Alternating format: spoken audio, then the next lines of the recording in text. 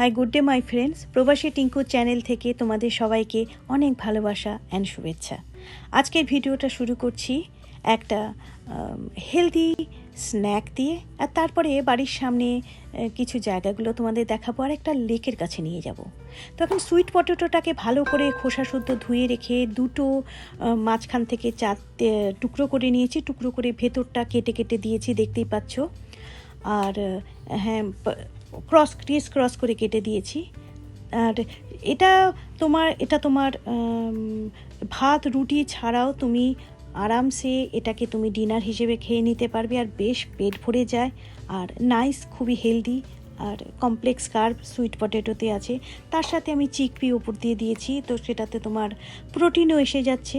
তো যাই হোক, ওটা যখন আমি আমার বেকিং ট্রেতে একটু তেল দিয়ে একটু সি সল্ট দিয়ে বেকিং ট্রেটা ভালো করে চতুর্দিকে একটু তেলটা গ্রিস করে নিয়ে তারপরে সুইট পটেটোগুলো ওই সল্ট অ্যান্ড তেলের মধ্যে ভালো করে মাখিয়ে প্রত্যেকটা সুইট পটেটোর তোমার স্লাইসগুলো বেকিং ট্রেতে ঢেলে দিলাম। ঢেলে আমি এখন ধরে নাও 20 মিনিটের জন্য 350-তে আমি বেক করতে দিলাম। আর এখন আমি এই যে বেক করতে দিয়েছি ওভেনে, যেটা হয়। তো বের করে আনার পরে ওপর দিয়ে আমি চিকপি দিয়েছিলাম, তারপরে চিজ দিয়ে আবার বেক করে উপর দিয়ে দই দিয়েছিলাম, খেতেও চমৎকার হয়েছিল। এনিওয়ে, বাড়ির সামনে এখন যেহেতু কিছুদিন আগেও বলেছিলাম স্প্রিং এসে গেছে, মানে যার বাড়ির সামনে চতুর্দিকে ফুল আর গাছে ভরে থাকে, তাই একটু আমার পাড়াটা ছেড়ে অন্য পাড়াতে গিয়ে একটু হাঁটাহাঁটি করে তোমাদের একটু ডিফারেন্ট লুক দেখাচ্ছি। সবসময় আমার পাড়া দিয়ে হাঁটলেই একই রকম ফুল, একই রকম গাছ দেখে তোমরা বলবে রাস্তাটা তো পুরো চেনা, তাই অন্য একটা জাস্ট নেক্সট ব্লকে হাঁটছি। গাছগুলো কি সুন্দর দেখেছো, পুরো গাছের রঙগুলো চকচক করছে, সবুজগুলো যেন মনে হচ্ছে একেবারে ফ্রেশ হয়ে গিয়েছে। এই জন্য এই সময়টা আমার খুব ভালো লাগে। সূর্যের আলোটা যেরকম আছে, প্রচণ্ড গরম যে হয় সেটা নয়, বাট আমাদের এখানে গরম তো আছে, গরম পড়ে যায়, ধরে নাও সপ্তাহখানেকের জন্য গরম পড়ে, অ্যাটলিস্ট হ্যাঁ 20-20 ডিগ্রি অবধি তো পড়ে বটেই।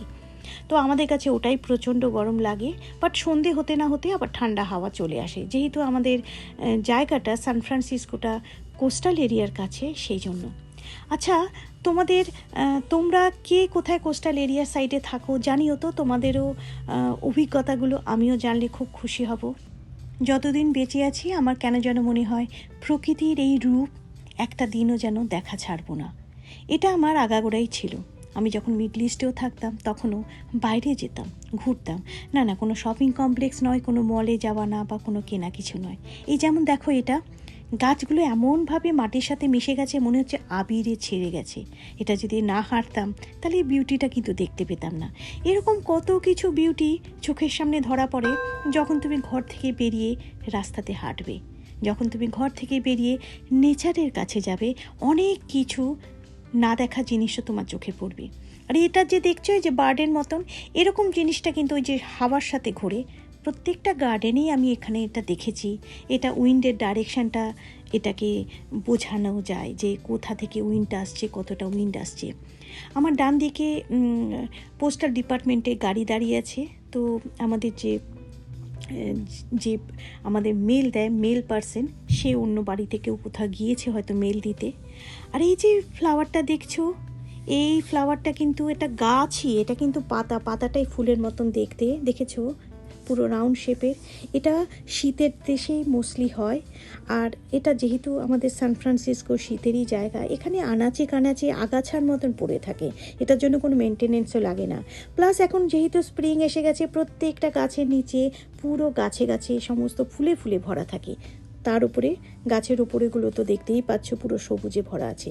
অল টুগেদার যখনই তুমি হাঁটবে, এভরিডে সেম রাস্তা দিয়ে হাঁটলেও তোমার মনটা কিন্তু খুশিতে ভরে যাবে।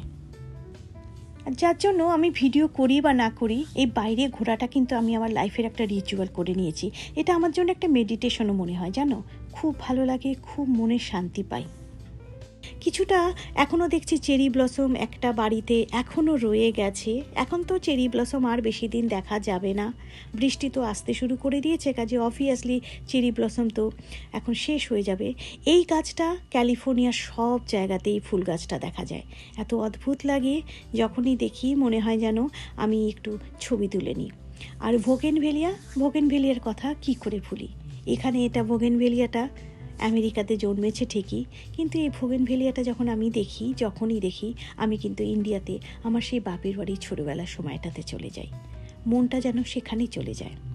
যাই হোক, এসব এখন একটু গাড়ি করে আমাদের বাড়ির থেকে 20 মিনিট দূরেই একটা সুন্দর লেকের মতন আছে, সেখানে তোমাদেরকে নিয়ে যাচ্ছি। সেটা ভালোই লেক মার্সেট লেক আছে, সেখানে জগাররা যেরকম জগ করে সেখানে গিয়ে কিছুক্ষণ জলের ধারে বসেও থাকা যায়, বেশ সুন্দর একটা আউটিংও হয়। যারা পিকনিক করতে চায় তারা পিকনিকও করতে পারে। এই এখানে তোমার হাইকিংও করা আছে, ট্রেল আছে, সেখান দিয়ে তুমি হাইকিংও করতে পারো। আমি শুধু গিয়েছিলাম আমার ফ্যামিলির সাথে, গিয়ে এই কিছুক্ষণ লেকের ধারে গিয়েছিলাম। দেখতেই পাচ্ছ লোকজন সব এখানে জগিংয়ের জন্য প্রচুর লোক আসে, দূর দূর থেকে গাড়ি এখানে পার্ক করে তারা জগ করে। আমরা কিছুক্ষণ এখানে ছিলাম। আমার আবার মল বা অন্যান্য কোনো জায়গাতে যাওয়ার চাইতে নেচারের কাছাকাছি যে কোনো জায়গা আমার খুব অ্যাট্রাক্ট করে।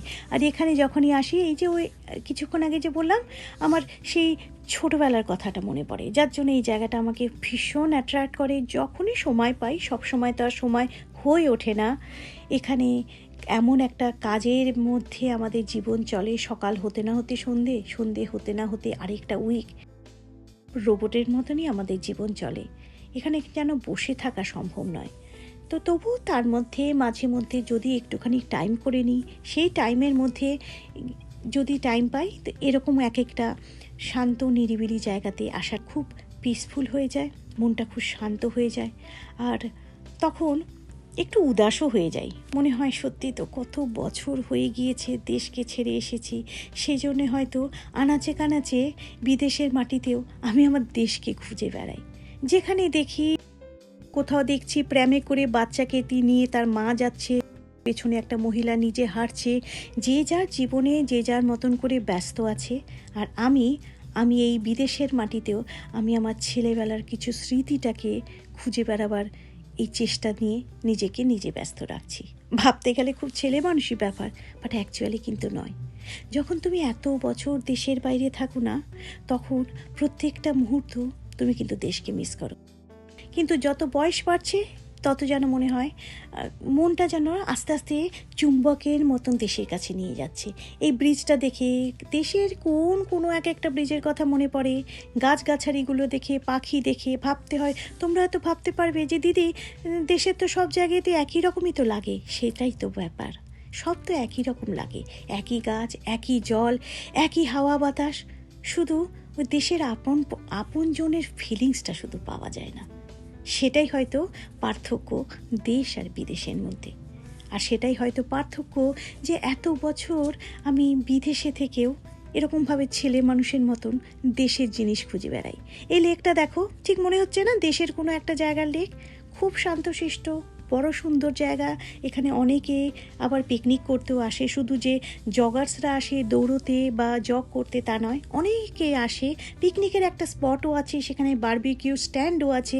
আমি তো আর পিকনিক করতে যাইনি সেদিন, কাজে সেই জন্য আমি আর ওই সাইডটাতে গেলাম না, ওখানে পিকনিক হচ্ছিল তাই ওই সাইডটা তোমাদেরকে দেখালাম না। বাট আদারওয়াইজ এই জলের ধারে বেশ কিছুক্ষণ তুমি বসে থাকতে পারো। আর এখানে কোনো টিকিটও লাগে না, তুমি ফ্রিতে এসে যতক্ষণ খুশি তুমি থাকতে পারো, there is no problem at all.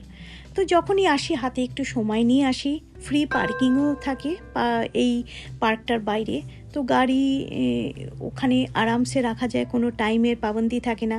এসে বেশ যতক্ষণ মন চায়, আধ ঘন্টা 45 মিনিট